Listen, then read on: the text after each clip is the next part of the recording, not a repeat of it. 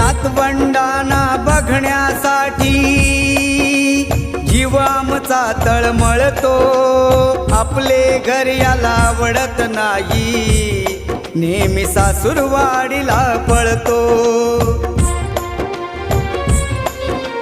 बहिणीशी कधी बोलत नाही, बहिणीशी कधी बोलत नाही, फोन करतो मेहुनीला. लग्न झाल्यावर मुलगा आई बापाला सोडून गेला, लग्न झाल्यावर